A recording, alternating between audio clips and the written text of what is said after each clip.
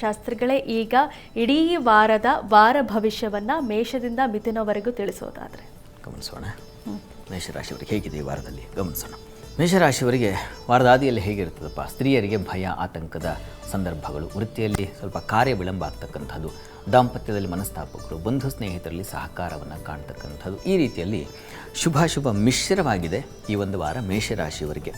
ಮುಖ್ಯವಾದ ಅಂಶ ಏನಪ್ಪ ಅಂದರೆ, ಚಂದ್ರನಿಗೆ ಸುಖಾಧಿಪತಿ ಸ್ವಲ್ಪ ಬಲಹೀನಾಗ್ತಾನೆ. ಈ ಕಾರಣದಿಂದಾಗಿ ಸ್ವಲ್ಪ ಆತಂಕ, ಸ್ತ್ರೀಯರಿಗೆ ಭಯದ ವಾತಾವರಣ, ಪುರುಷರಿಗಿಲ್ಲ ಅಂತಲ್ಲ, ಅವ್ರಿಗೂ ಕೂಡ ಒಂದು ರೀತಿಯ ಎಷ್ಟೋ ಜನಕ್ಕೆ ಸಣ್ಣದು ಕೂಡ ತುಂಬ ದೊಡ್ಡ ಭಯವನ್ನು ಹುಟ್ಟಿಸುತ್ತೆ. ಕಾರಣ ಗ್ರಹಗಳ ಸಂಚಾರ, ಸಂದರ್ಭ ಹಾಗೆ ಮಾಡಿಬಿಡುತ್ತೆ. ಹೀಗಾಗಿ ಅಂಥದ್ದೊಂದು ಸಾಧ್ಯತೆ ಸೂಚಿಸ್ತಾ ಇದೆ. ಆದರೆ ಧೃತಿ ಇಲ್ವಾ, ಧೈರ್ಯ ಇಲ್ವಾ? ಖಂಡಿತ ಇದೆ. ರವಿ ಇದ್ದಾನೆ ತೃತೀಯದಲ್ಲಿ, ಬುಧ ಇದ್ದಾನೆ ತೃತೀಯ, ಧೈರ್ಯದ ಅಧಿಪತಿ. ಹೀಗಾಗಿ ಅದನ್ನು ದಾಟ್ತೀರ ಸುಲಭವಾಗಿ ಯೋಚನೆ ಮಾಡಬೇಡಿ.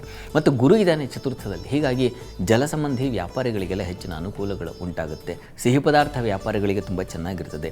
ವೃತ್ತಿಯಲ್ಲಿ ಅನುಕೂಲ ಕಾಣಲಿಕ್ಕೆ ಅವಕಾಶ ಆಗುತ್ತೆ. ಕಾರ್ಯ ವಿಳಂಬ ಆಗಬಹುದು, ಆದರೆ ಅನುಕೂಲ ಇದೆ.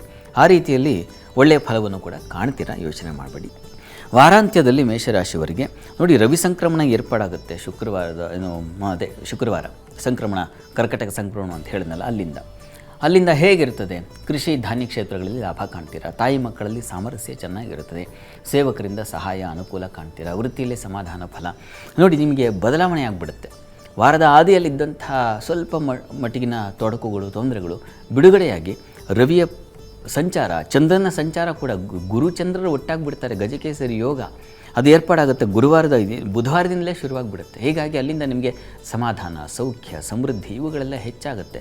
ಹಾಲು ಹೈನು ವ್ಯಾಪಾರಿಗಳಿಗೆ, ಜಲಸಂಬಂಧಿ ವ್ಯಾಪಾರಿಗಳು ಎಷ್ಟೋ ಬಗೆಗಳಲ್ಲಿ ಇದೆಯಲ್ಲ, ಅಲ್ಲೆಲ್ಲ ತುಂಬ ಚೆನ್ನಾಗಿದೆ. ನೀರಿನ ಸಮೀಪದಲ್ಲಿ ವಾಸ ಮಾಡ್ತಕ್ಕಂಥವ್ರಿಗೆ ಹೆಚ್ಚಿನ ಅನುಕೂಲಗಳು. ಕೃಷಿ ಚಟುವಟಿಕೆಯಲ್ಲಿರ್ತಕ್ಕಂಥವ್ರು ಬಹಳ ಮುಖ್ಯವಾಗಿ ಹೂವು, ಹಣ್ಣಿನ ಪದಾರ್ಥಕ್ಕಂತೂ ವಿಶೇಷವಾಗಿ ಅನುಕೂಲಗಳು ಉಂಟಾಗ್ತಕ್ಕಂಥದ್ದು. ಅದರ ಶೇಖರಣೆ, ಸಂಗ್ರಹಣೆ, ಅದರ ಮಾರಾಟ, ವಹಿವಾಟು ಇದೆಲ್ಲದಕ್ಕೆ ತುಂಬ ಚೆನ್ನಾಗಿದೆ. ಟ್ರಾನ್ಸ್ಪೋರ್ಟು ಇತ್ಯಾದಿಗಳಿಗೆಲ್ಲ ತುಂಬ ಹೆಚ್ಚಿನ ಅನುಕೂಲಗಳು. ನೀವು ಅಂದ್ಕೊಂಡೇ ಇರಲ್ಲ, ಆ ರೀತಿಯಲ್ಲಿ ಹೋಗ್ಬಿಡುತ್ತೆ. ಎಲ್ಲಿಗೋ ಸಾಗಿಸ್ಬೇಕಿತ್ತು ಒಂದು ಹಣ್ಣು, ಟ್ರಕ್ಕು, ಮತ್ತೊಂದು ಅಂತ. ಮತ್ತು ವಾಹನ ವಿಚಾರದಲ್ಲೂ ಅಷ್ಟೇ, ಒಂದು ಊರಿಂದ ಮತ್ತೊಂದು ಊರಿಗೆ ಹೋಗಬೇಕು ಅಂದರೆ ಯಾವುದೋ ಒಂದು ರೀತಿಯ ಅನುಕೂಲಗಳು ಉಂಟಾಗ್ತಕ್ಕಂಥದ್ದು. ಪ್ರಯಾಣ ಸೌಖ್ಯತೆ ಅಂತ ಕರಿತೀವಲ್ಲ, ಅದು ತುಂಬ ಚೆನ್ನಾಗಿದೆ. ಹೀಗಾಗಿ ಈ ವಾರದ ಮಧ್ಯದಿಂದಲೇ, ಬುಧವಾರದಿಂದಲೇ ನಿಮಗೆ ಗುರುವಾರದಿಂದ ಹೆಚ್ಚಿನ ಅನುಕೂಲಗಳನ್ನು ಕಾಣಲಿಕ್ಕೆ ಅವಕಾಶಗಳಿದೆ. ಹೀಗಾಗಿ ಆತಂಕ ಪಡುವ ಅವಶ್ಯಕತೆ ಖಂಡಿತ ಇಲ್ಲ. ನಿಮಗೆ ಪಂಚಮದಲ್ಲಿ ಮಾಂದ್ಯ ಉದಿಯಾಗುತ್ತೆ, ಅದು ಗುರುವಾರ ಮತ್ತು ಶುಕ್ರವಾರ. ಆ ಸಂದರ್ಭದಲ್ಲಿ ಸ್ವಲ್ಪ ಹುಷಾರಾಗಿರಬೇಕು. ಅಲ್ಲಿ ಮಕ್ಕಳ ವಿಚಾರದಲ್ಲಿ ಸ್ವಲ್ಪ ತಗಾದೆಗಳು ಬರಬಹುದು, ಅಥವಾ ನಿಮ್ಮ ಆಲೋಚನಾ ಶಕ್ತಿ ಸ್ವಲ್ಪ ಏರುಪೇರಾಗಬಹುದು. ದ್ವಂದ್ವತೆ, ಗೊಂದಲ ಅಂತೀವಲ್ಲ, ಕನ್ಫ್ಯೂಷನ್ ಆಗೋಯಿತು, ಡೈಲಾಮಾ ಬಂತು ಅಂತ ಅಂದ್ಕೊಳ್ತೀವಲ್ಲ, ಆ ರೀತಿಯ ಸಾಧ್ಯತೆ ನಿಮಗೆ ಗುರುವಾರ ಮತ್ತು ಶುಕ್ರವಾರ ಇರುತ್ತೆ. ಹೀಗಾಗಿ ಮೇಷರಾಶಿಯವರು ಆ 2 ದಿನ ಮೇಜರ್ ಡಿಸಿಷನ್ಸ್ ಏನಾದರೂ ಇದೆ ಅದನ್ನು ತೊಗೊಳಕ್ಕೆ ಹೋಗಬೇಡಿ. ಯಾರಾದರೂ ಗುರು ಅಥವಾ ಅನಿವಾರ್ಯ ಇದ್ದರೆ ಗುರುಗಳ ಮಾರ್ಗದರ್ಶನವೋ ಇನ್ಯಾರ್ದು ಸಲಹೆ ತಗೊಂಡು ಮುಂದುವರಿಯೋದು ಬಹಳ ಒಳ್ಳೆಯದು. ಆದಷ್ಟು ಆ 2 ದಿವಸ ಅವಾಯ್ಡ್ ಮಾಡಿದ್ರೆ ಬಹಳ ಒಳ್ಳೆಯದು. ಅದನ್ನು ಸೂಚಿಸ್ತಾ ಇದೆ ಮೇಷರಾಶಿಯವರಿಗೆ.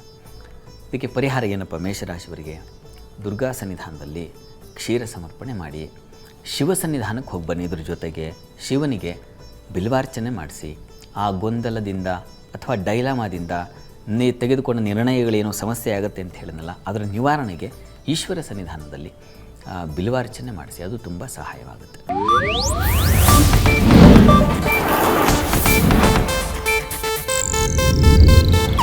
ಇದು ಏಷ್ಯಾನೆಟ್ ನ್ಯೂಸ್ ನೆಟ್ವರ್ಕ್ ಪ್ರಸ್ತುತಿ.